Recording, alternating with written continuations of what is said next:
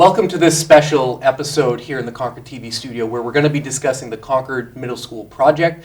And I'm so glad that we have Kathleen Murphy, Superintendent of the Concord School District, and Jack Dunn, the Business Administrator of the Concord School District. I know you guys are really busy and we just got through a really hectic budget season, and Jack, you're probably running on 3 hours of sleep and whatnot. So thank you for joining us in the studio. And this project, so many people in the community are asking and want to know more information. There was a press release that went out probably 2 weeks ago, 2.5 weeks ago, about a letter of intent with the with a church over on Clinton Street. CenterPoint. With CenterPoint Church. If you could just give us just a quick, first off, just a recap for folks who maybe didn't see the press release, who you did a good job of getting it in the different news outlets, but give us just a quick recap of what that letter of intent entails and what that means going forward. So the letter of intent is only binding in a sense that we're right now, if they decide to move forward with selling us the property, negotiating a purchase and sale agreement. Other than that, it has no other binding resolutions in it. They've agreed not to sell it while we're negotiating, but once they say, yep, we want to move from a letter of intent to a purchase and sale, that's when we'll actually negotiate a price and everything that goes along with acquiring of a property. So okay. But this also gives us a chance to do some due diligence also. You know, there's lots of things that, as you look at a piece of property, you know, what's the viability? Is it buildable? Is the land conducive to a school and parking and field space? What's the traffic look like? And obviously we've had plenty of input from people relative to Clinton Street and the traffic that bears during certain times during the day, you know, in the afternoon and the evening. So this letter of intent also is twofold because it gives us a chance to examine the property and the viability of it for us. Now, just to back up a step, for people who have been in the Concord community for a while, who have had kids go through the school district, Rundlett Middle School has many issues with it. Maybe just remind, it's a very broad topic, I'm sure you could talk quite a bit about that, but what are some of the key issues with the current Rundlett Middle School facility-wise that has made a new middle school such a priority for the school district? Well, I think you have two components, and I'll address maybe some of the mechanical and the structural piece. Yeah. The school was built in '57 and has had 2 or 3 subsequent additions, '60s, '70s, and '80s. To that building. It's a sprawling building. Mechanically, it's tired. Flooring-wise, it's tired. Roof-wise, it's tired. Windows, doors, everything. And to bring that building up to today with keeping just the existing format, which isn't conditional to the educational side, with Superintendent Murphy I'll speak to, it's just too much money to try to renovate that building.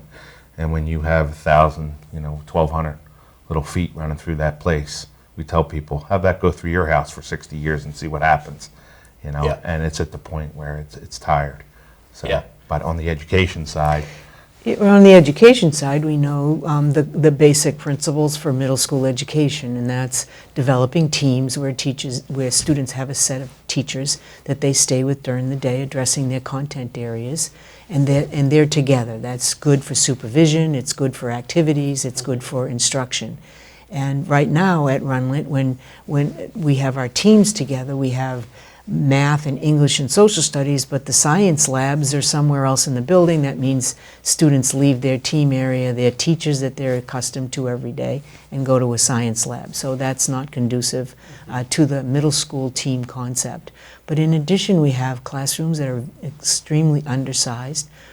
Standard space for a classroom is 900 square feet. We have classrooms that are less than 600, making it very difficult in terms of class size. We also know that some of the classrooms where the integrated arts programs are, music, art, are undersized. And as I'm sure many people know, the focus has been on hands-on learning. We know that children grasp concepts better when it's hands-on, but we don't have spaces to do those STEM labs and robotics and the kinds of activities that our students are accustomed to. So we know that from a program point of view, as that building functions, because that's what we do, teaching and learning, that it doesn't meet those needs, and looking to change that up via a building that will accommodate that. Yeah, and this is something also, I know, I've been in the area for quite a while, and a new middle school has been a discussion. We've had quite a bit other things happening, but this has been something probably for the last decade that's been sort of at least on your radar. Has that sort of been something, replacing Rundlett Middle School has been something that's been thought about? This isn't just like all of a sudden it just came up and went. This is something that you guys have had the foresight of being like, we need to do this at some point. Well, when I first got involved in school board, which was back in 2008, everybody was like, that's great you're doing the elementary, but when you doing the middle school? It was never, oh great you're doing the elementary school. It was never that. It was always when you're doing the middle school. That has been a target. And we also knew when we did the elementary, by doing all three at the same time, we gave a gap. Because the way that original construction plan was, there would have been schools, we would have been in perpetual construction for 10 years because it was to do one after the other. And we said, we just can't do that. You're going to hit a whole generations of kids that are in perpetual construction. Yep. And we said, no, let's just blow all three out at Just one get it time. done. Yep. The market, construction market was great, and we were able to take care of it. Now we've left that gap. The school board has put funds away. We'll have close to $10 million in the bank by next year to offset the tax impact of this. Which will still be doing a lot of work to mitigate that. But it's right now, I think the big thing is be ready. That's what we're just trying to do. We understand the supply market right now as it relates to the supply chain. We understand the construction market. But with building aid, back now, hopefully that gets funded next year. We're just trying to line everything up to be ready to do this. Sure. We submitted a letter of intent to the Department of Ed in November, indicating, letting them know that we were in a plan to construct or to look at a new middle school project. And so that was submitted. We also have to have an application with all the details, schematics, and what that school would look like. Sure. To the Department of Ed by July 1st. So we're in the process now of working with our architect and engineers to put together that application, indicating all the specs of that building so that the department can review it. They have up to 6 months to review that application, and we'll find out whether we are on that list. We are hoping to be number one on that list and access the available building aid money that the legislature has spearheaded and put into the budget for us. So. Yeah. So next thing I was curious about is the YMCA and about potential collaboration. Again, nothing set in stone, but maybe if you could just give us an idea of the potential of the YMCA's, the local YMCA's part potentially in a new middle school. Mm-hmm. So to start, this started a discussion back in December of 16. I had went to the prior superintendent and spoke to her about seeing in the newspaper that they needed a building. No, we needed a building. We said, could you take two pillars of the community, 1856, the Concord School District, 1852, the Y, the sixth oldest Y in the country, and could we come together in a community in a single building with their space, shared space, and school space? And we tried to find that. So we approached the Y. They had an interest. Then we put a small group together to start exploring, has this been done? And we went out to Lincoln, Nebraska. They just completed a third school where they've done this. They're doing this in Raleigh, North Carolina. They're doing it down in Harvard, Jolly, Florida. And we're working with their architect as well as our architects to figure out, is this something we can do, and is it viable? So that's still a process we're working out. And for anyone familiar with their space downtown, they're in a very small corner, kind of on Warren Street, and it's they've done a good job with the space they have, Yeah. but it is a little claustrophobic where they're kind of just in that one little block of downtown Concord. So Yeah. that would make a lot of sense for them, you would think. Yeah. And so that's why. And again, they've been partners with us for a long time. They Sure. do our after-school program at Rundlett and before-school programs, so we're accustomed to working with them as a partner. They service our students and provide programs in addition during the summer, so we've worked with them for a while. And when we sat to talk to them, it was really evident that we both have the same mission, right? Students and families. And so to be able to have that connection where that our students could access programs that they have before, after school, even during school. I mean, you know that they have a pool, and we also know that one of the #1 causes of injury and death to students is often drowning, and so why not take advantage of that as a program for our schools, so our middle school students. So we still have a lot of exploration in that area to do, and we meet with them pretty regularly now, talking about what kinds of programs do you have, and what can they do to support us. And you know, I've said, Josh, all along that, you know, schools can't do it alone anymore. We really can't. We have so many expectations of us, whether it's simply feeding kids, taking care of them. Obviously, education is the biggest component, but there are a lot of other components that, you know, 15, 20 years ago we didn't do. We didn't have after-school programs and informational programs. And so this is an opportunity to move forward and meet the needs of our community. And we see the new middle school as really a community school.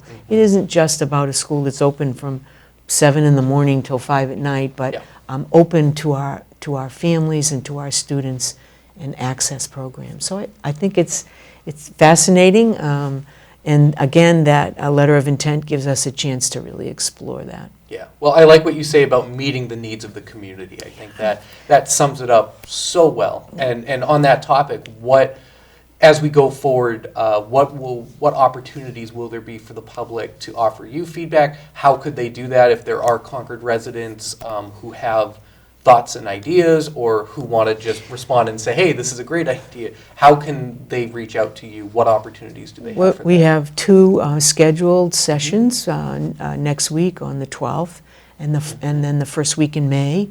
Matter of fact, I have a newsletter going out to the community indicating that we have forums, if you will. The first one will be over at Rundlett on the 12th of April, and we want to hear from our families. We've had several forums. The first 2 forums we had was around just the project and what we were doing. We also availed the community a chance to walk the site. Those happened last spring. Then in this later fall, early winter, we did 2 more around what would the school look like, grade configurations. Should we have 5, 6, 7, 8? Should we have 6, 7, 8? And the board determined that. So we have 2 more scheduled coming up in the next month or so, and we hope that the community will come and join us. The first one is face-to-face, and the second one is we're going to do it Zoom. We're going to use Zoom, and so that you know, we know families are so rushed and so busy, and sometimes all they can do is just, you know, turn on their computer and see what's happening, and we want to be able to avail ourselves to the community and have it online.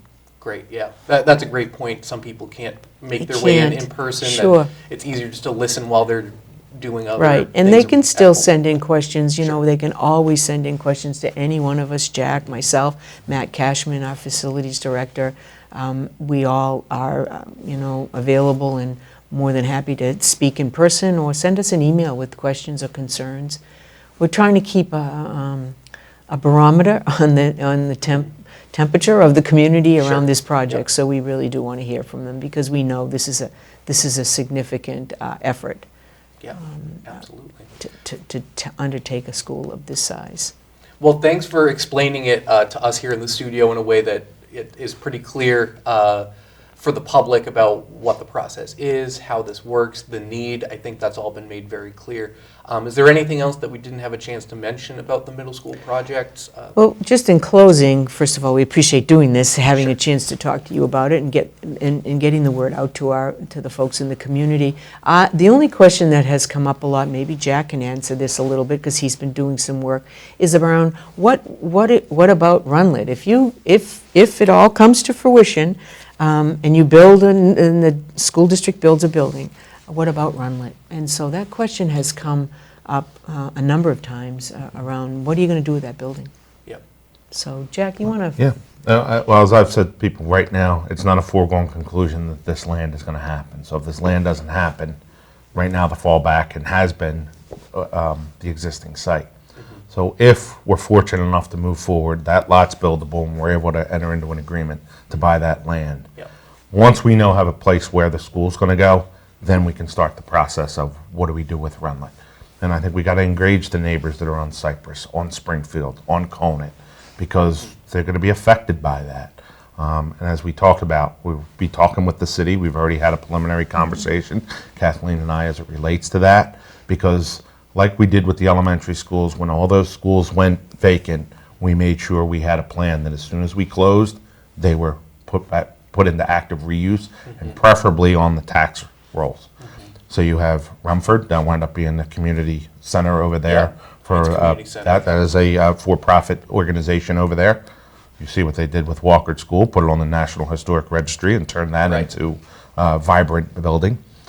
Eastman is completely rented by the Boys and Girls Club, although not on the tax rolls, it is still used by a community partner. Sure. And then obviously the Dame School, for $1, we gave that to the city, and now that the community is enjoying that's it. such an active Exactly. used building, yeah, for So sure. we're not going to wait. We Yeah. just need to know that we're going there. And we can't say right now it's a foregone conclusion that we're going to Clinton. But is it more likely that the structure, again hypothetically, would be kept, or that the building would be demolished and that site would be repurposed or rebuilt? Or is that totally, I mean, whoever it's sold to, they could make that decision? I think it depends on the use. I mean, Yeah. you have a variety of competing things. So I could probably sit in a room of people, and you know what? Everybody would have a different opinion as far as Oh, what yeah. should be done with that. and so- Knock it all down, make it more fields. We need more fields. Oh, I think it should be this. Yeah. So we'll see. That'll be the community engagement. But that'll happen long before, if we're fortunate enough to get out of that building. It'll happen long before, and a plan will be in place. Now, just one quick thing before we wrap up, too, that I'm sure there are parents with kids who are in preschool or kindergarten who are in their head doing the math going, wait, is this, or they're going, this might impact me, this might not. Probably too early to predict, but are we talking 2026, 27, or is there sort of a loose couple years that you're like, boy, it'd be great if we had this all done, or am I going to jinx it? What would you think about that? Stay tuned. Stay tuned. Stay tuned. And why don't we leave it at that, so we can let both of you get back to work with everything you guys are doing in the Concord School District. So I'd like to thank again Kathleen Murphy and Jack Dunn from the Concord School District. Like Jack said, stay tuned, because this is an ongoing developing situation. Certainly, we encourage Concord residents to provide feedback, right? To let them know what you think about this project idea. You can do that at the public meetings that are being held. I'm sure there's an email address as well that they could reach out to as well. concordinfo@sau8.org. concordinfo@sau8.org. So please, again, now's the time to reach out. Don't hold back. Let them know what you think, and we certainly will try to provide updates as we go through the process as well. So again, thank you guys, and we'll see you next time.